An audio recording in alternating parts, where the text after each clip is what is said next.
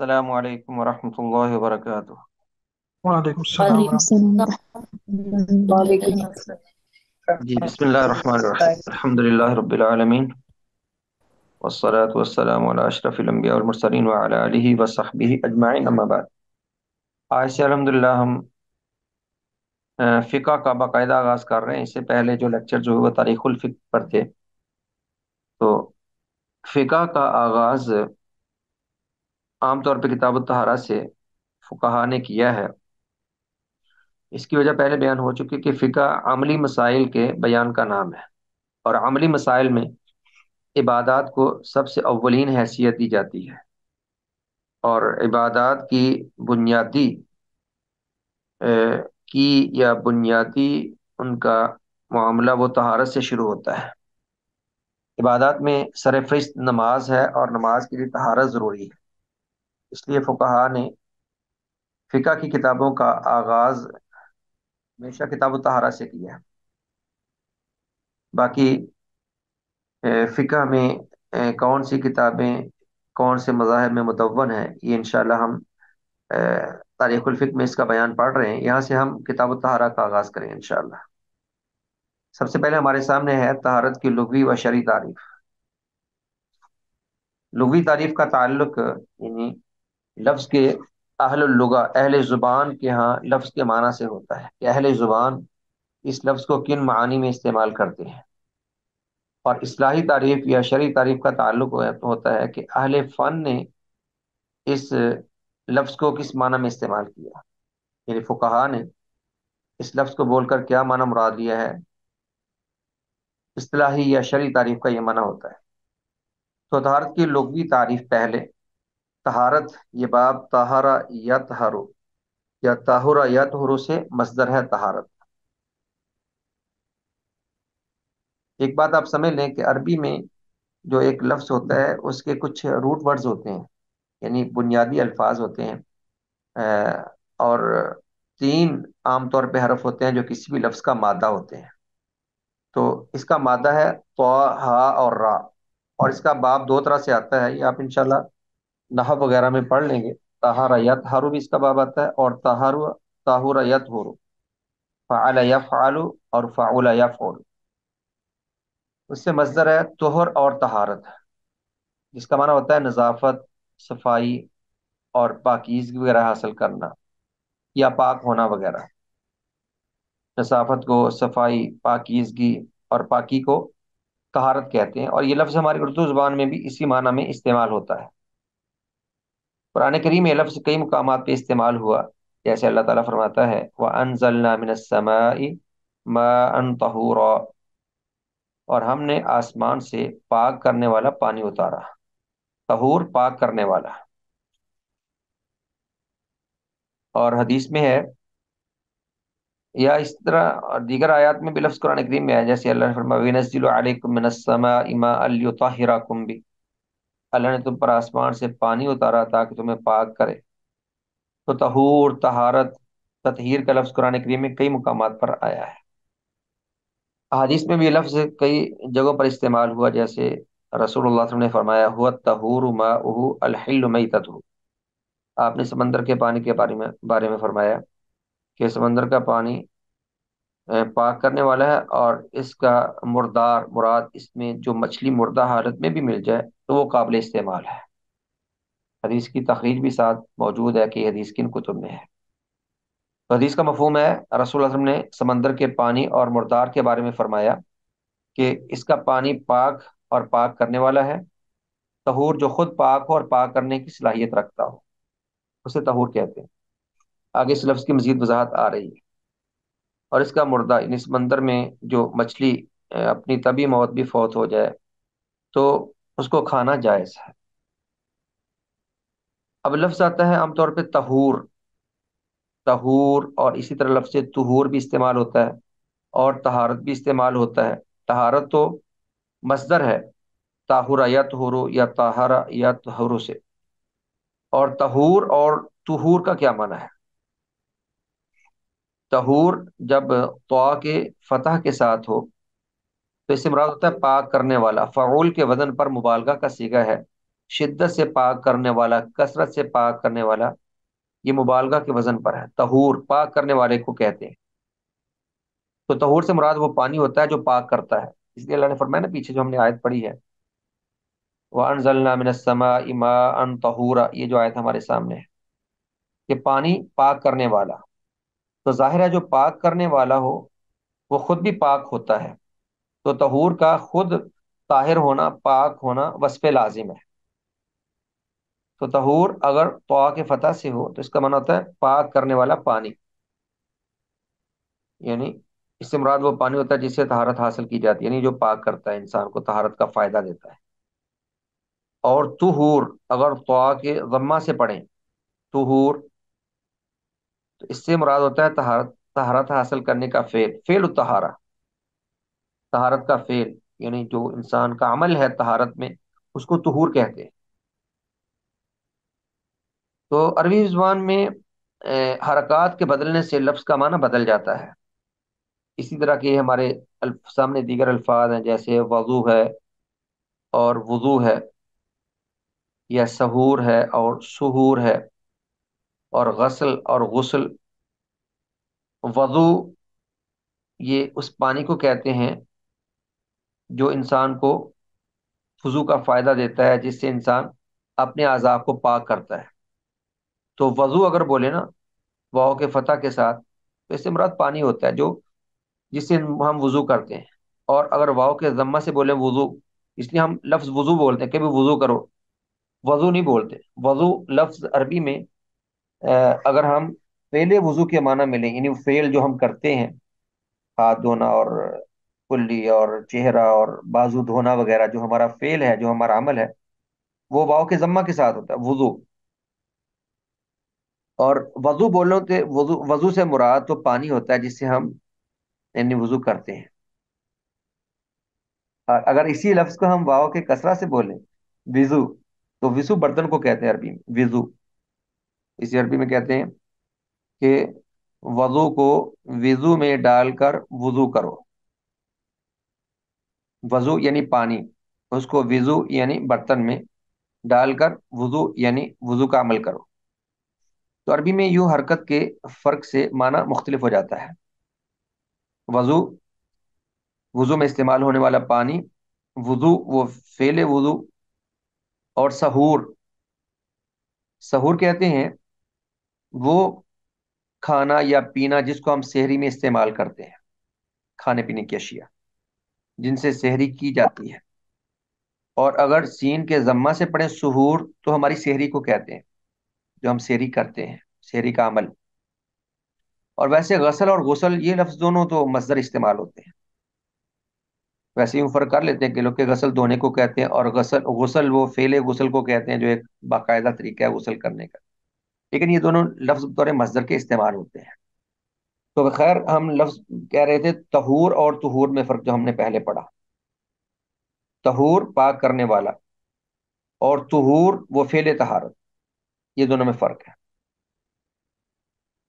یہ تھا لفظ طہارت کا لغوی معنی، اس کا لغوی اشتقاق تو، ہا اور را ہے، دو طرح اس کا باب آتا ہے، اس کا مصدر طہارت بھی آتا ہے اور طہر بھی آتا ہے، اور اسی سے لفظ طہور اور طہور استعمال ہوتے ہیں، اور دونوں میں فرق بھی واضح ہو گیا۔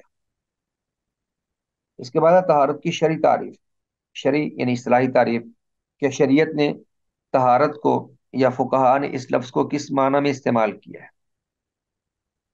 طہارت کے شریعت میں دو معنی ہیں، دو معنی ہیں عام طور پر۔ ایک طہارت کا معنی ہوتا ہے کہ نجاست کو پاک کرنا، نجاست کو پاک کرنا، یعنی وہ ظاہری نجاست جو کپڑے پر یا انسان کے بدن پر یا جگہ پر لگی ہو، جہاں پہ خاص طور پہ انسان عبادت کرنا چاہتا ہے، تو اس نجاست کے دھونے کو، پاک کرنے کو، زائل کرنے کو بھی طہارت کہتے ہیں۔ جیسے اللہ نے فرمایا وَثِيَابَكَ فَطَهِّرْ، اپنے کپڑوں کو پاک رکھیے، یعنی ہر نجاست سے پاک رکھیے۔ تو طہارت کا لفظ شریعت میں نجاست کو زائل کرنے کے لیے بھی استعمال ہوتا ہے۔ اور طہارت کا دوسرا معنی ہے حدث کو رفع کرنا۔ حدث کہتے ہیں وہ حالت جس میں انسان نماز کے قابل نہیں ہوتا۔ حدث کا آگے معنی آ رہا ہے، یعنی بے وضو ہونے کی کیفیت کو حدث کہتے ہیں، بے وضو ہونے کی کیفیت کو حدث کہتے ہیں۔ تو بے وضو ہونے کی حالت ختم کرنے کے لیے بھی لفظ طہارت استعمال ہوتا ہے۔ تو شریعت میں حدث کے رفع کرنے، یعنی بے وضو ہونے کی حالت کو دور کرنے، حدث کے رفع کرنے کا معنی کیا ہے؟ بے وضو ہونے کی حالت کو دور کرنا، یا خبث، اور خبث کہتے ہیں نجاست کو، یا نجاست کے زائل کرنے کو، زائل میں نا ختم کرنے کو، یا نجاست کے ختم کرنے کو اور اس کے ہٹا دینے کو طہارت کہتے ہیں۔ تو طہارت کے دو معنی ہوئے، ایک تو نجاست کے صاف کرنے کو بھی طہارت کہتے ہیں کہ ہم نے کپڑے کو نجاست سے پاک کر لیا، اسے کہتے ہیں خبث کو زائل کرنا، خبث نجاست کے معنی میں ہوتا ہے۔ اور ایک معنی ہے حدث کو رفع کرنا، حدث یعنی انسان اپنے بے وضو ہونے کی کیفیت کو ختم کر کے باوضو ہوتا ہے، تو ہم اسے بھی احادیث میں اسے بھی طہارت کا لفظ دیا گیا کہ اب انسان طہارت میں آ گیا ہے۔ جی، اب یہ دو قسمیں ہیں طہارت کی، آگے ان پر مزید انشاءاللہ تفصیل سے بات ہوگی، ابھی آپ صرف الفاظ کو سمجھتے جائیں۔ اب یہاں پہ لفظ استعمال ہوا ہے کہ شریعت میں حدث کے رفع کرنے کو طہارت کہتے ہیں۔ حدث کیا ہوتا ہے؟ حدث کے آگے اقسام آئیں گی۔ حدث یحدث، عربی میں لفظ ہے یہ، اسی سے مصدر ہے حدث۔ حدث کہتے ہیں کسی چیز کا واقع ہو جانا، اچانک کسی چیز کا ظاہر ہو جانا، یہ لغوی معنی ہے۔ لفظ کا لغوی اعتبار سے حدث کا معنی کیا ہے؟ اچانک کسی چیز کے واقع ہو جانے کو حدث کہتے ہیں۔ اور شرعی یا اصطلاحی اعتبار سے حدث کا معنی ہے انسان سے کوئی ایسا وصف ظاہر ہو جو اسے نماز یا نماز جیسی کسی عبادت کی ادائیگی سے روک دے۔ عام طور پہ نماز میں ہی طہارت شرط ہے، یا بعض نے طواف کعبہ کے لیے طہارت کو یعنی باوضو ہونے کو شرط قرار دیا ہے۔ اور عبادات میں سے کوئی اور عبادت نہیں جس میں باوضو ہونا شرط ہو، قرات قرآن کے لیے، قرآن کریم پڑھنے کے لیے، یا اسی طرح یعنی اللہ کا ذکر کرنے کے لیے، یہ یا قرآن کریم پکڑنے کے لیے وضو کرنا یہ مستحب ہے، شرط نہیں۔ صرف نماز ہے جس میں وضو کرنا شرط ہے، اور روزہ رکھنے کے لیے بھی وضو کرنا شرط نہیں ہوتا، نہ زکوٰۃ دینے کے لیے، نہ حج۔ حج میں جو طواف کی عبادت ہے فقط، طواف کی بات کے لیے بعض فقہا نے باوضو ہونے کو شرط قرار دیا، اور وہاں پر بھی اختلاف ہے، یہ آپ انشاءاللہ فقہی مسئلہ آگے چل کے پڑھیں گے حج کے مسائل میں۔ تو خیر، آدمی کے شرعی اعتبار سے حدث کا معنی کیا ہے؟ آدمی کسی کے بدن سے کسی ایسے وصف کا ظاہر ہونا جو اسے نماز یا اس طرح کی کسی عبادت کی ادائیگی سے روکتا ہو۔ اب کون سا وصف ظاہر ہو تو انسان عبادت سے دور ہوتا ہے؟ جب انسان بے وضو ہو جائے، یعنی آگے اس کی وضاحت آ جائے گی، انسان سے ہوا کا خروج ہو، یا وہ سو جائے گہری نیند، یا مس ذکر ہو، یا بول و براز کا اس کو سامنا ہو، اس طرح کی اشیاء سے وضو ٹوٹ جاتا ہے۔ تو انسان کے جسم سے ایسی بات ظاہر ہو، اسے حدث کہتے ہیں، جس وجہ سے وہ نماز نہیں پڑھ سکتا، جس وجہ سے وہ نماز نہیں پڑھ سکتا، صرف نماز تک محدود رکھیں، یا اس طرح کی کسی عبادت کی ادائیگی سے روکتا ہو۔ نماز سے مراد نماز ہی ہے، اس طرح کی کسی عبادت سے مراد فرضی نماز اور نفلی نمازیں یہ سب آ سکتی ہیں۔ یا بعض نے، میں نے آپ کو بتلایا کہ طواف کعبہ کو بھی نماز کے مفہوم میں لیا ہے، یہ بھی ایک قول موجود ہے۔ تو اس طرح کی کسی عبادت کی ادائیگی سے روکتا اسے آپ طواف کعبہ مراد لے سکتے ہیں، ان فقہا کے ہیں جو طواف کے لیے وضو کو شرط کہتے ہیں۔ ویسے واضح طور پر کوئی حدیث نہیں جس میں طواف کے لیے وضو کو شرط کہا گیا، واضح طور پہ ایسی کوئی نص نہیں ہے، لیکن بعض فقہا نے اس کو شرط کہا ہے وہاں پر، تو ان کے موقف کی طرف یہ اشارہ ہو سکتا ہے۔ تو حدث کہتے ہیں انسان کی ایسی جسمانی حالت جس میں وہ نماز نہیں پڑھ سکتا، یہ آسان لفظوں میں آپ یوں سمجھیے، یعنی آدمی کے جسم سے ایسے وصف کا ظاہر ہونا، یہ ایسی جسمانی حالت جس وجہ سے وہ نماز کے قابل نہیں ہوتا۔ اس کے بعد ہے حدث کی اقسام۔ یہ ہم نے کہا تھا کہ نجاست کی دو قسمیں ہیں، ایک ہے حدث کے زائل کرنے کو، اور دوسرا نجاست کے زائل کرنے کو۔ تو حدث پر ہم پہلے بات کر رہے ہیں کہ حدث کیا ہوتی ہے۔ تو حدث کی دو اقسام ہیں، حدث اصغر اور حدث اکبر۔ حدث اصغر سے مراد ایسا حدث جس کے ظاہر ہونے سے وضو واجب ہو جائے، ایسا حدث جس کے ظاہر ہونے سے، یعنی ایسی حالت، حدث سے مراد آپ لیجیے حالت، ایسی حالت جس کے واقع ہونے سے وضو لازم ہو جائے، جیسے پیشاب پخانہ، ہوا کا خروج وغیرہ، یا دیگر نواقض وضو جو بعد میں آپ پڑھ لیں گے، مس ذکر وغیرہ، یا گہری نیند سو جانا وغیرہ۔ جی، حدث اصغر ایسی حالت جس کے ظاہر ہونے سے وضو واجب ہو جائے۔ جب کہتے ہیں نا حدث اصغر اس پر واقع ہو گیا، مراد اس پر وضو لازم ہے۔ دوسری قسم ہے حدث کی، حدث اکبر۔ حدث اکبر سے مراد ایسا حدث یعنی ایسی حالت جس کے ظاہر ہونے سے غسل واجب ہو جائے، جیسا کہ احتلام ہونا، یا اپنی بیوی سے جماع یا بستری کرنا، یا کسی بھی طریقے سے منی کا خارج ہو جانا، اس سے غسل لازم ہوتا ہے۔ تو حدث اصغر یہ رفع ہوتا ہے وضو کرنے سے، اور حدث اکبر یہ ختم ہوتا ہے غسل کرنے سے۔ جی، تو ہم نے طہارت کی تعریف میں کیا پڑھا تھا، اس کی طرف دوبارہ لوٹیے تاکہ کلام میں ربط رہے اور موضوع سے آپ تاکہ ہٹ نہ جائیں۔ شریعت میں حدث کے رفع کرنے کو طہارت کہتے ہیں، ایک بات تو ہوگی، اور دوسرا تعریف کا جز تھا یا خبث کے زائل کرنے کو طہارت کہتے ہیں۔ اب اس کی آگے وضاحت ہے، خبث کیا ہوتا ہے؟ خبث لفظ خبیث سے ہے، اور خبیث ویسے ہماری زبان میں بھی لفظ استعمال کو ہوتا ہے۔ خبیث یعنی پلید، ناپاک، نجس کو عام طور پہ کہتے ہیں، اور خبیث بطور گالی کے بھی استعمال ہوتا ہے، یعنی تو اس سے ویسے لفظی معنی عربی میں نجس اور غلیظ چیز ہے، نجس اور غلیظ یا ناپاک چیز، جیسے کہ پیشاب یا حرام جانور کا گوبر، جیسے گدھے کی لید۔ حرام جانوروں کا گوبر نجس ہوتا ہے، حلال جانوروں کا گوبر وہ نجس نہیں ہوتا، اس لیے لفظ لید ہے یہاں پر۔ لید سے مراد گدھے کی لید وغیرہ جو جانور حرام ہے، یا دم حیض وغیرہ، حیض کا خون وغیرہ، یہ نجس ہے۔ اور نجاست کی اقسام آگے انشاءاللہ آپ تفصیل سے پڑھ لیں گے۔ تو تعریف کا دوسرا لفظ بھی واضح ہو گیا جو ہم نے کہا تھا۔ جی دیکھیے تعریف، حدث کے رفع کرنے کو طہارت کہتے ہیں، یعنی جب وضو فرض ہو تو وضو کر لیں، غسل فرض ہو تو غسل کر لیں، اس سے بھی کہتے ہیں انسان یعنی وہ حالت طہارت میں آ گیا۔ یا اگر کپڑوں پر نجاست لگی ہو یا بدن پر نجاست لگی ہو، اس کے زائل کرنے کو بھی طہارت کہتے ہیں۔ یہ طہارت کی لغوی اور اصطلاحی تعریف الحمدللہ آپ نے پڑھ لی۔ اس کے بعد ہے آسان بات، اسلام میں طہارت کی اہمیت کیا ہے؟ دین اسلام میں طہارت کی اہمیت انہوں نے کہا 4 چیزوں سے واضح ہوتی ہے۔ ویسے طہارت کی اہمیت کے لیے کافی ہے کہ اسلام وہ پاکیزہ کرنے والا دین ہے، اور رسول اللہ صلی اللہ علیہ وسلم کو اللہ نے مبعوث فرمایا تو اللہ نے آپ کا جو ابتدائی فرض بیان کیا، والذی بعث فی الامیین رسولا منہم یتلو علیہم آیاتہ ویزکیہم، تزکیہ، تزکیہ طہارت، یہ ایک ہی معنی میں استعمال ہوتے ہیں۔ تو اسلام وہ تزکیہ اور طہارت کا دین، ظاہری باطنی ہر طرح کی پاکی اور پاکیزگی دینے والا دین ہے۔ تو اسلام تو اس کی بنیاد ہی ساری طہارت پر ہے، اس لیے اسلام نے طہارت کے اصولوں کو بڑی تفصیل سے بیان کیا، اور اس میں کسی قسم کا کوئی خفا یا کوئی پوشیدگی نہیں رہنے دی۔ خیر انہوں نے کہا کہ 4 چیزوں سے طہارت کی اہمیت واضح ہوتی ہے۔ پہلی بات کہ کتاب و سنت میں طہارت کو باقاعدہ موضوع بحث بنایا گیا، اور تفصیل سے اس کے مثال بیان کیے گئے۔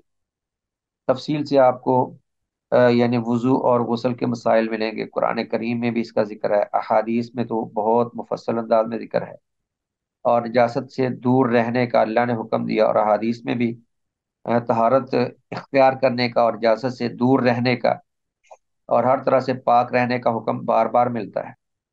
تو دین اسلام باقاعدہ اس پر بحث کرتا ہے، اور یہ اسلام کا ایک باب ہے، ایک اہم اسلام کا موضوع ہے کہ کتاب و سنت میں طہارت کو باقاعدہ موضوع بحث بنایا گیا ہے، اور تفصیل سے اس کے مسائل بیان کیے گئے۔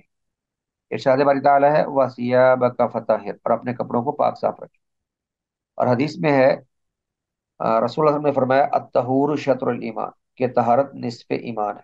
نصف ایمان کیسے؟ یعنی یہ اگر انسان نماز پڑھنا چاہتا ہے تو نماز کے لیے طہارت کرے گا تو نماز کے قابل ہو، اور نماز کو قرآن کریم نے ایمان کہا ہے، وما کان اللہ لیضیع ایمانکم، کہ اللہ تمہاری نمازوں کو ضائع نہیں کرے۔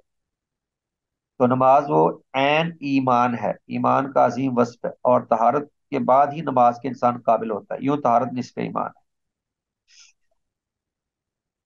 اور دوسری طہارت کی اہمیت اس بات سے ہوتی ہے کہ اللہ تعالیٰ طہارت اختیار کرنے والوں سے اور پاک صاف رہنے والوں سے محبت کرتا ہے، اور جس کو اللہ کی محبت مل گئی اس کو اور کیا چاہیے؟ اللہ نے فرمایا ان اللہ یحب التوابین ویحب المتطہرین، بے شک اللہ تعالیٰ بکثرت توبہ استغفار کرنے والوں اور پاک صاف رہنے والوں سے محبت کرتا ہے۔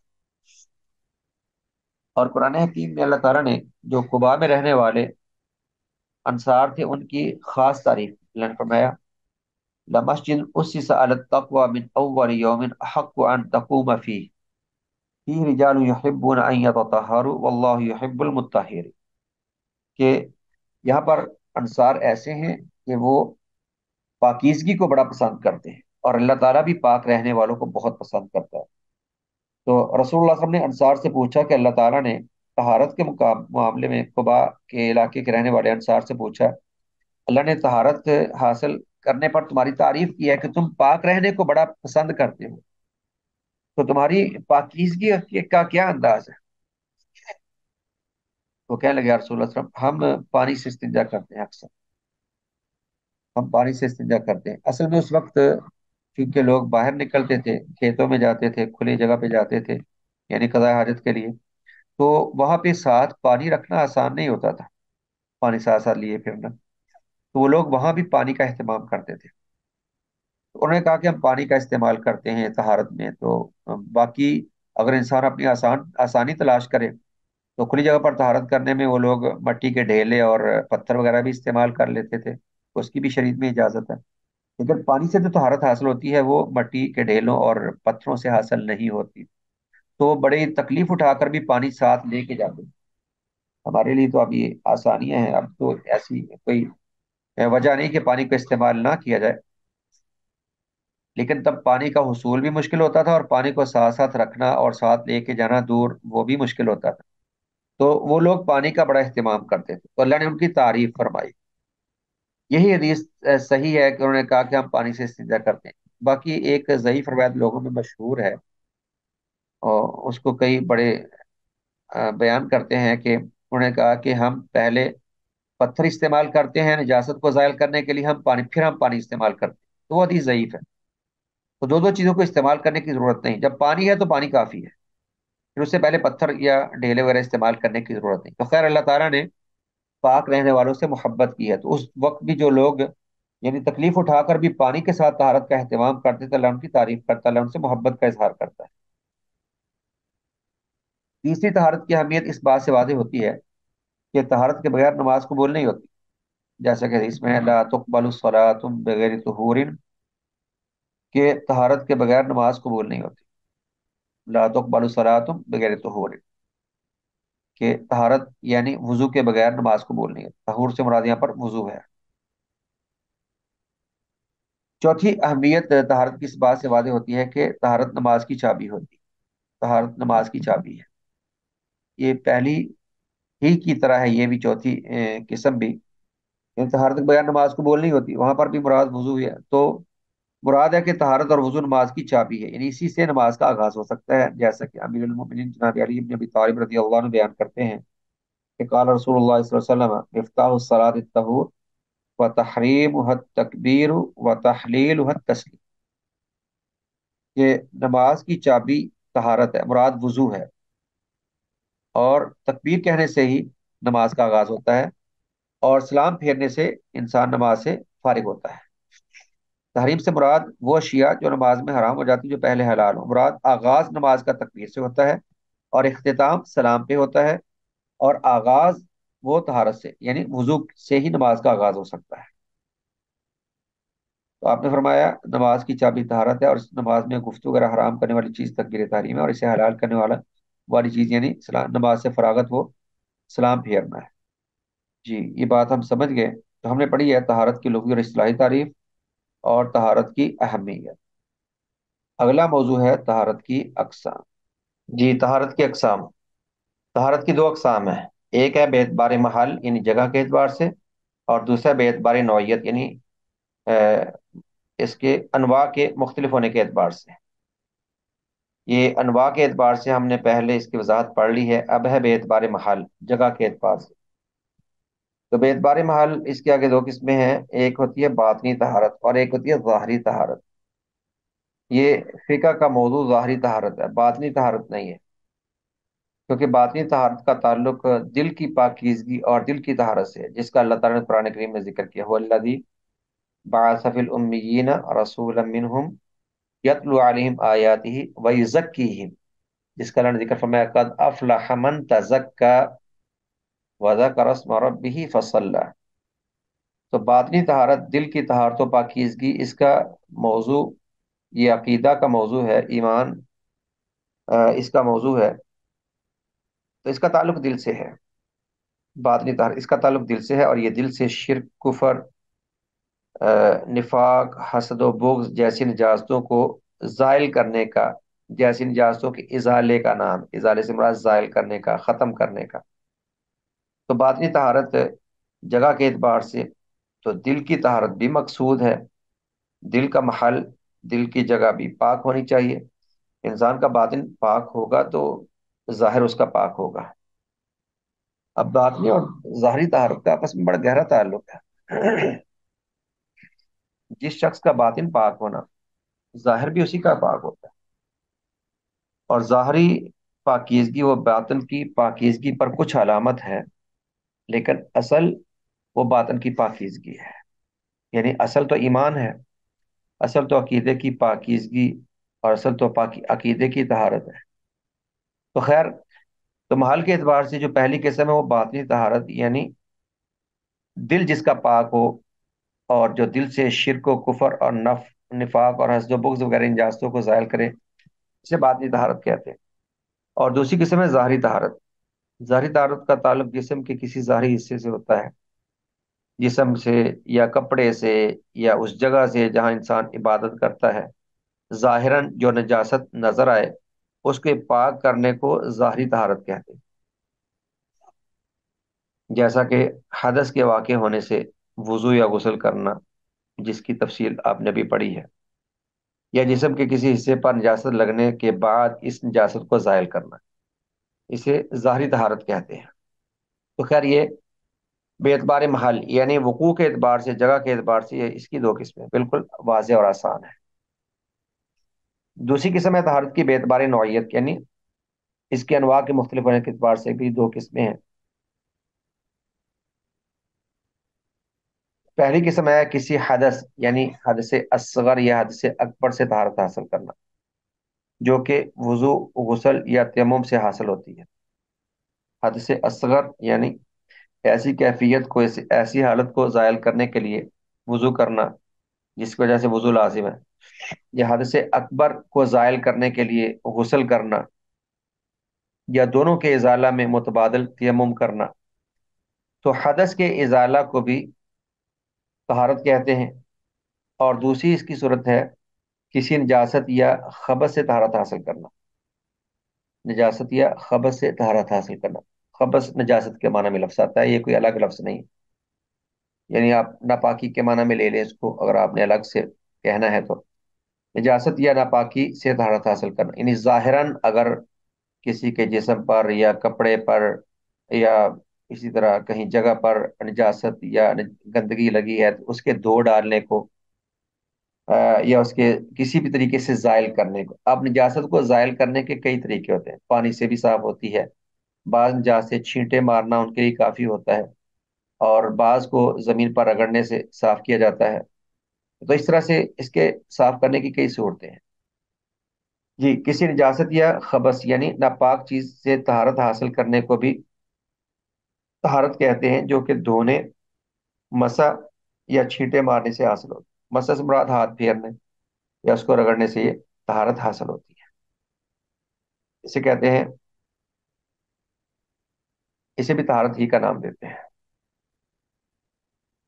جی، یہ الحمدللہ ہمارا موضوع پورا ہوا. اب اس کے بعد ہمارا موضوع ہے کہ وہ پانی جس سے ہم طہارت حاصل کرتے ہیں. اب پانی، یہ ہمارا موضوع ہے.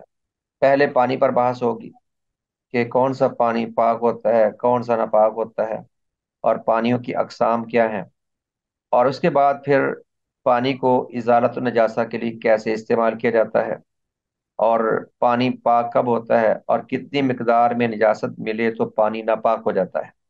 چونکہ نجاست کے ازالہ میں اور وضو اور غسل میں اولین جو درجہ ہے وہ پانی ہی کو حاصل ہے، اولین جو مقام ہے پانی کو حاصل ہے۔ اس لیے فقہا نے کتاب الطہارہ کے آغاز میں اکثر المیہ کے نام سے بحث کی کہ مختلف پانیوں کی اقسام۔ تو پانی مختلف طرح کے ہوتے ہیں۔ پہلے میں آپ کو ابتدا میں کچھ باتیں سمجھا دوں، بعد میں نوٹس سے انشاءاللہ پڑھ لیں گے، یہ بات واضح ہے۔ یہ پانی کئی طرح کے ہوتے ہیں۔ ایک پانی وہ جو اپنی اصل خلقت، اپنی اصل پیدائش کے ساتھ ہمیں ملے، جس میں کوئی چیز نہ ملی ہو، جو آسمان سے اترے یا چشموں سے پھوٹے، جیسے اللہ نے فرمایا وَأَنزَلْنَا مِنَ السَّمَاءِ مَاءً طَهُورًا، تو آسمان سے برسنے والا یا زمین سے ابلنے والا پانی، اسے کہتے ہیں مائع مطلق، جس میں کسی بھی چیز کی آمیزش نہ ہو، جس میں کسی چیز کی آمیزش نہ ہو، اس کو مائع مطلق کہتے ہیں۔ یعنی وہ علی الاطلاق پانی ہے، اس کو ہم صرف مطلق سے مراد اس کی صرف پانی ہی کا نام دے سکتے ہیں، کوئی اور پانی نہیں دے سکتے۔ یہ پہلی کی پانی کی صورت ہے۔ اور یقیناً ایسا پانی وہ طاہر بھی ہے مطہر بھی ہے، وہ طہور ہے، طہور سے مراد خود بھی پاک ہے اور پاک کرنے کی صلاحیت بھی رکھتا ہے۔ دوسری قسم ہے جسے کہتے ہیں مائع مضاف، یہ وہ پانی جس کے ساتھ کوئی چیز شامل ہو جائے، عربی میں اس کو مائع مضاف کہتے ہیں۔ مضاف کہتے ہیں وہ پانی جس میں کوئی اور چیز شامل ہو جائے۔ اب کون سی چیز شامل ہو، اس سے مراد ہے پانی میں کوئی پاکیزہ چیز شامل ہو جائے، ایسی چیز جو ناپاک نہ ہو وہ پانی میں شامل ہو جائے۔ جیسے آپ دیکھتے ہیں کہ نہروں اور دریاؤں کے پانیوں کے ساتھ مٹی مل جاتی ہے، اور اس کی رنگت پانی کی مٹی والی ہوتی ہے، مٹی ملی ہوتی ہے اس میں۔ یا اگر کوئی چشمہ کسی درخت کے کنارے ہو تو درخت کے پتے اکثر اس میں گرتے رہتے ہیں، اور پتوں کی اسمیل پھر پانی سے آتی ہے۔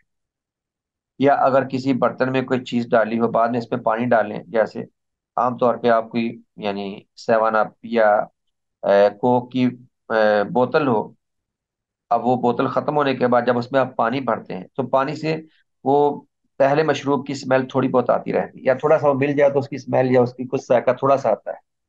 اسے کہتے ہیں کہ پانی کے اندر کوئی پاک چیز مل جائے، لیکن اگر اس پاک چیز ملنے سے پانی کا وصف نہیں بدلتا تو اس کو بھی مائع مطلق ہی کے حکم میں لیتے ہیں۔ یعنی اس کی پوری طرح بدبو، اس کی بو یا ذائقہ یا رنگت پوری طرح تبدیل نہیں ہوتی، بلکہ وہ معمولی سے آمیزش ہے، معمولی ہے، تو اس کو بھی مائع مطلق ہی کہتے ہیں۔ وہ بھی طاہر بھی ہے مطہر بھی ہے۔ جیسے اگر پانی میں بیری کے پتے ملا کر مردوں کو غسل دیا جاتا ہے کہ اس سے اس کے وصف طہوریت میں اضافہ ہوتا ہے۔ پانی میں مٹی مل جاتی ہے تو مٹی تو ویسے خود بھی طہور ہے، مٹی بھی طہارت کا فائدہ دیتی ہے، تو اس سے پانی کے وصف طہوریت میں مزید اضافہ ہی ہوتا ہے، کمی نہیں ہوتی۔ تو ایسی چیز پاک پانی میں مل جائے جس سے پانی کا وصف معمولی سا چینج ہو، جس سے مائع مطلق کا نام الگ نہیں ہوتا، تو اس کو بھی مطلقاً پانی ہی کہتے ہیں، اس کو ہم پانی کہتے ہیں، اس کو کوئی اور نام نہیں دیتے۔ تو یہ پانی بھی طاہر بھی ہے مطہر بھی، جسے آپ طہور کہتے ہیں۔ تیسری قسم، پانی میں کوئی پاک چیز مل جائے لیکن اس سے پانی کا وصف اتنا بدل جائے کہ آپ اس کو پانی نہیں بلکہ کوئی اور نام دیں، کوئی مشروب کا نام دے دیں۔ جیسے پانی میں آپ یعنی پتی ملا کر اس کو آگ پہ پکاتے ہیں تو کاوا بن جاتا ہے، اس کو آپ پانی نہیں کہتے، اس کو آپ کاوا کہتے ہیں۔ جب کوئی بھی کاوا ڈال کر اس کو جب آپ آگ پہ پکا لیتے ہیں تو اس کو کاوا کا نام دیا جاتا ہے، اس کو کاوا کا نام دیتے ہیں، اس کو پانی نہیں کہتے۔ اسی طرح اگر پانی میں آپ چینی ملا کر اس میں کچھ یعنی اور چیز ملا کر کوئی مشروب بنا لیتے ہیں تو اس کو آپ وہ مشروب کہتے ہیں، یعنی وہ جام شیرین بنا لیا یا روح افزا بنا لیا یا اسکنجبین بنا لی، تو آپ اس کو پھر پانی نہیں کہتے، اس کو مشروب کا نام دیتے ہیں۔ جب پانی کا وصف اس حد تک بدل جائے کہ جس سے پانی کا نام اس سے ختم کر دیں، آپ اسے آپ پانی کا نام نہ دیں بلکہ کوئی اور نام دیں، تو وہ پھر طاہر ہوتا ہے مطہر نہیں ہوتا۔ یعنی وہ خود تو پاک ہے، اس کا پینا جائز ہے، لیکن وضو یا غسل کا فائدہ نہیں دیتا وہ، کیونکہ وضو اور غسل میں مقصود کیا ہے؟ طہارت، طہارت اور صفائی ستھرائی، نظافت مطلوب ہے۔ اگر چینی ملا پانی جسم پہ ڈالیں گے تو اس سے تو حالت اور بھی خراب ہو جائے گی، یعنی وہ نجس تو نہیں ہے لیکن وہ نظافت نہیں دیتا. ایسے پانی سے آپ کپڑے نہیں دھو سکتے، اسے آپ کوئی چیز زائل نہیں کرتے، وہ اس کو صرف یعنی مشروب کے طور پر استعمال کرتے. چوتھی قسم پانی کی کہ پانی میں کوئی نجس چیز شامل ہو جائے.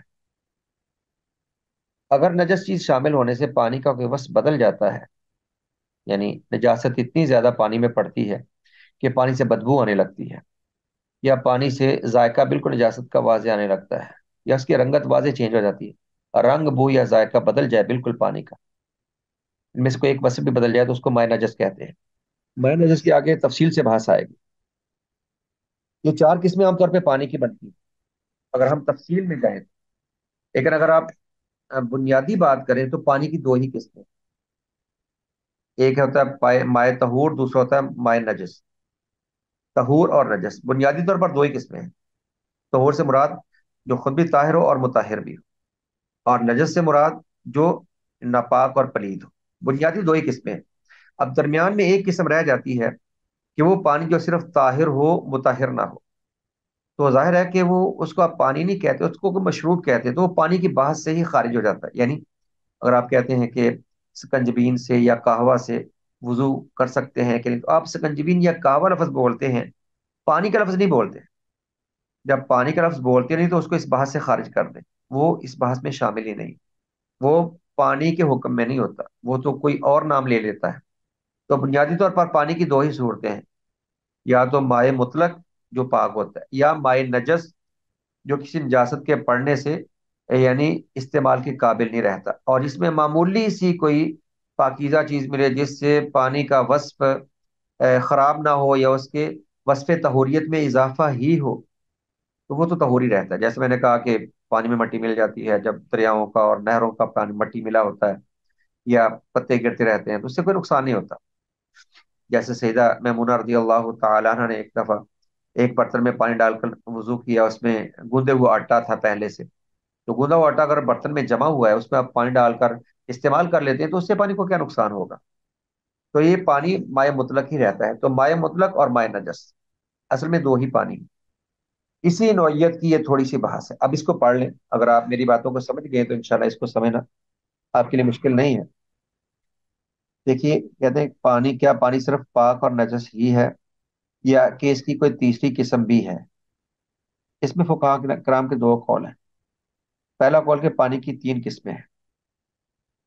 تین قسمیں کیا ہے؟ کہتے ہیں پہلی قسم ہے مائع طہور، طاہر و مطہر. طاہر کہتے ہیں جو خود پاک ہو، اور مطہر جو پاکیزگی کا فائدہ دینے والا، یعنی وہ خود بھی پاک ہے اور اس سے آپ وضو اور غسل بھی کر سکتے ہیں، یا اس سے نجاست کو زائل بھی کر سکتے ہیں. تو طہور میں دونوں وصف ہوتے ہیں، طاہر بھی اور مطہر بھی، یعنی خود بھی پاک اور پاک کرنے والا بھی ہے. اور دوسری قسم وہ کرتے ہیں کہ طاہر غیر مطہر، تو خود تو پاک ہے لیکن پاک کرنے والا نہیں ہوتا. اس سے مراد کوئی مشروب، جیسے میں نے کہا کوئی کہوا اس کو پانی میں ڈال کر پکا لیا جاتا ہے وغیرہ. اور اس سے مراد ان کے ہاں وہ پانی ہے جس میں کوئی پاک چیز ملا دینے سے اس کا رنگ بو ذائقہ پہلے والا نہ رہے. تیسری قسم ان کے ہاں ہے مائع نجس، ناپاک پانی. ان تین قسم کے پانی ہیں. اور پانی کی یہ تین قسمیں، یہ موقف کن کا؟ جمہور علماء کرام کا. فقہ میں جب لفظ جمہور آپ پڑھتے ہیں نا، جمہور سے موقف ہوتا ہے کہ ائمہ اربعہ میں سے زیادہ ائمہ جس طرف ہے اس کو جمہور علماء کا قول کہہ دیتے ہیں. ویسے ائمہ تو بے شمار ہیں، ائمہ حدیث بہت سے ہیں، ائمہ فقہ ان چار کے سوا بہت سے ہیں. صرف یہ چار امام نہیں، ابو حنیفہ مالک شافعی احمد نہیں، بس ائمہ تو اور بھی بہت سے. لیکن ان چار ائمہ کی فقہ مدون ہوئی، اس کو آگے رواج ملا، فروغ ملا، اور اس کو پھر شہرت ملی، اور ان مذاہب کے آگے مقلدین پیدا ہوئے، اور ان مذاہب کو پھر مسلمانوں نے بڑی یعنی بڑی محبت کے ساتھ قبول کیا اور ان پر پیرا عمل ہوئے. اس لیے مذاہب اربع میں سے اگر کسی طرف تین مذاہب ہوں تو اس کو جمہور فقہا کا قول کہہ دیتے. تو زیادہ ائمہ جس طرف ہو اس کو فقہا کا قول کہہ دیتے، جمہور فقہا کا قول کہہ دیتے. تو جمہور کیا تین قسمیں ہیں پانی کی. ان کی دلیل یہ ہے، کہتے ہیں عموماً ہم دیکھتے ہیں کہ بعض پانی بذات خود بھی پاک ہوتے ہیں اور دوسروں کو بھی پاک کرنے والے ہوتے ہیں، یعنی جو مائع طہور ہے. جو مطلق پائیں، جس کو ہم مائع مطلق کہتے ہیں۔ اور بعض پانی ایسے ہوتے ہیں جو بذات خود تو پاک ہوتے ہیں لیکن دوسروں کو پاک کرنے والے نہیں ہوتے، یعنی ان سے طہارت حاصل نہیں کی جاتی، یعنی جیسے کوئی مشروب ہوتا ہے۔ اس طرح بعض پانی نجاست گرنے سے ناپاک ہو جاتے ہیں، جس سے پتہ چلتا ہے کہ پانیوں کی تینوں اقسام ہیں، دو نہیں ہیں۔ تیسری قسم بھی ہے درمیان میں، وہ جو مشروب وغیرہ کے طور پر استعمال ہوتا ہے۔ اور اس پر یہ دلیل حضرت ابو ہریرہ رضی اللہ تعالیٰ عنہ کی اس حدیث کو بھی پیش کرتے ہیں۔ حضرت ابو ہریرہ کہتے ہیں سأل رجل النبی صلی اللہ علیہ وسلم فقال یا رسول اللہ صلی اللہ علیہ وسلم انا نرکب البحر ونحمل معنا القلیل من الماء فإن توضأنا به عطشنا۔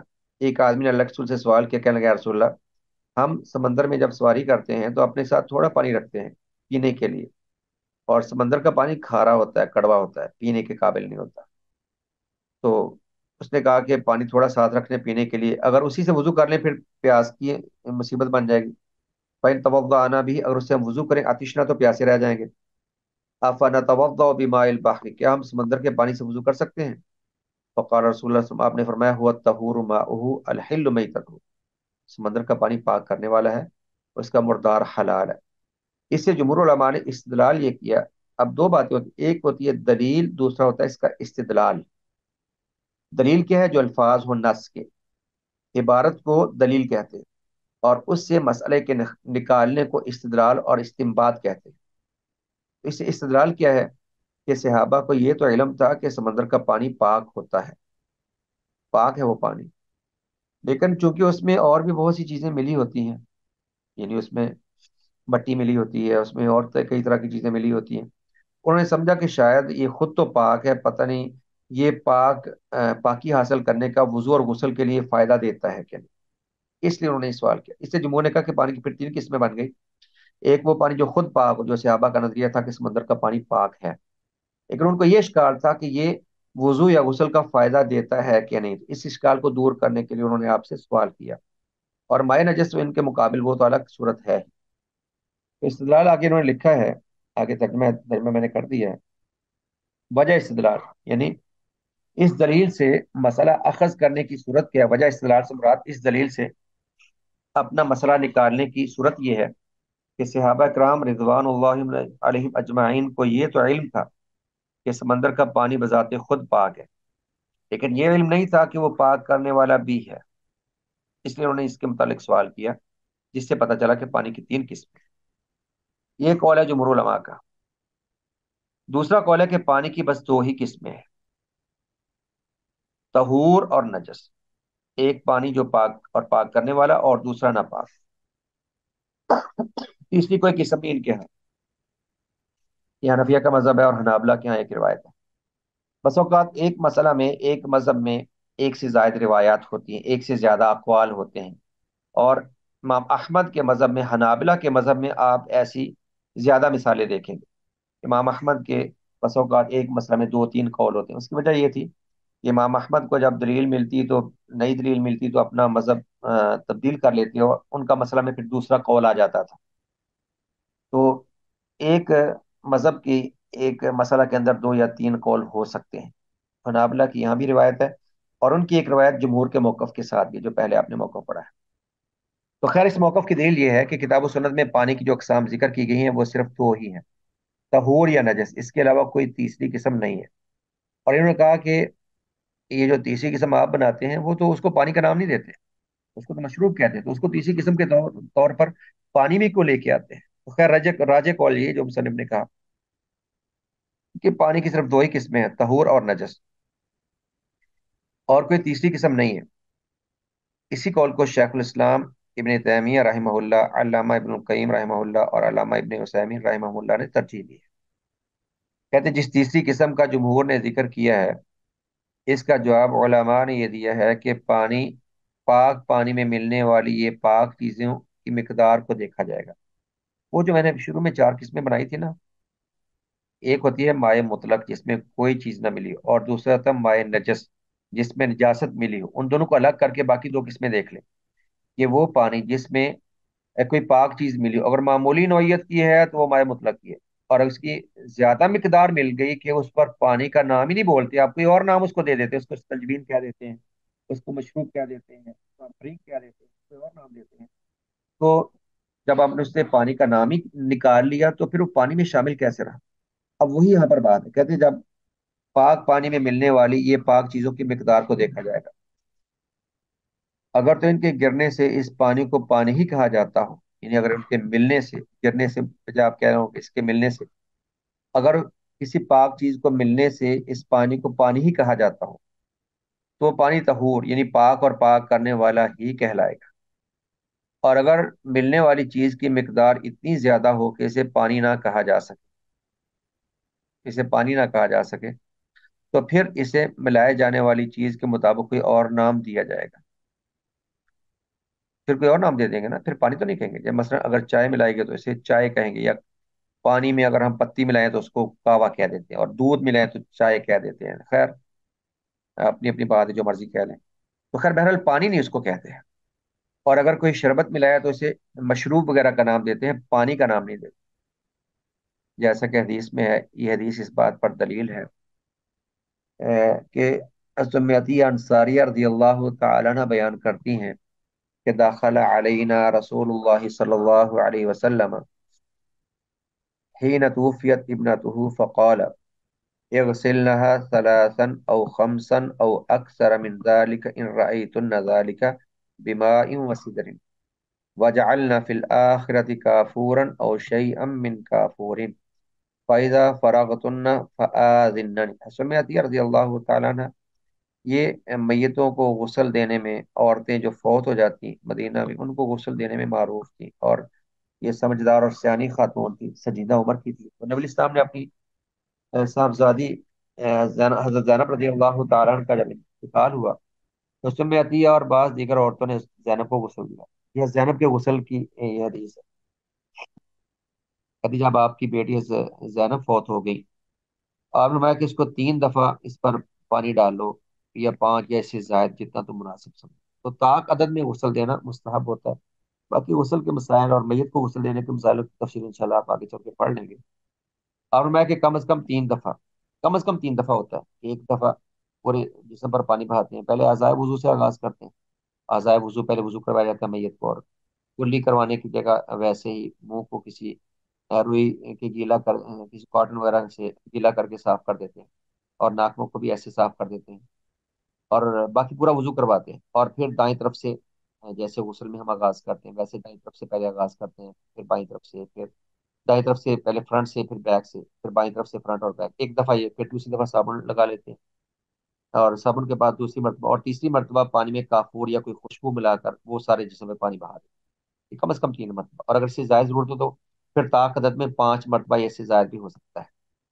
فرمایا جو تم مناسب سمجھو۔ پانی میں فرمایا بیری کے پتے ملا لینا، اور کہا کہ آخر میں کافور ملا لینا یا کچھ کافور کا حصہ ملا لینا، اور جب تم غسل سے فارغ ہو جاؤ تو مجھے اطلاع کریں۔ جب آپ کا مقصد یہ تھا کہ غسل سے فارغ ہو جائیں تو آپ اپنی چادر بطور کفن کیا عطا کرنا چاہتے تھے، جب غسل سے فارغ ہوئی سب تو انہوں نے آپ کو اطلاع کی، تو آپ نے اپنی چادر دی اور فرمایا کہ میری بیٹی کے جسم پر لگنے والے پہلا کپڑا اسے بنا دو، یہ مبارک ہے، اور بیٹی سے محبت تھی۔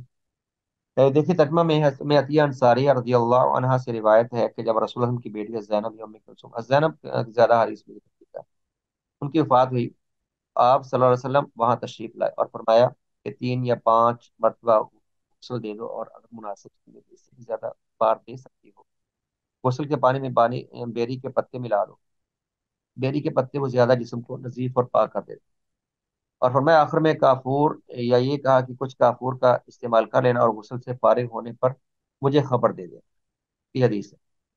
اب اس سے وجہ استدلال کے لیے جمہور نے اس مسئلہ کو، اس حدیث کو اپنے حق میں دلیل کیسے بنایا، وہ یہ ہے کہ پانی میں کافور اور بیری کے پتے اتنی مقدار میں ملائے گئے کہ ان کے ملنے سے پانی کا اصل وصف نہیں بدلا، کہ آپ نے فرمایا کہ اس میں پانی اور میں بیری کے پتے ملا لوں تو معمولی مقدار میں اگر مل جائیں تو اس سے پانی کا وصف نہیں بدلتا، تو معلوم ہوا کہ مائع مطلق ہی ہے، وہ پانی ہی ہے، اس سے غسل جائز ہے، لہذا اسے طہور ہی شمار کیا گیا، طاہر غیر مطہر نہیں، یعنی یہ نہیں کہا گیا کہ کوئی وصف بدل گیا اور یہ ابھی استعمال کے قابل نہیں رہا۔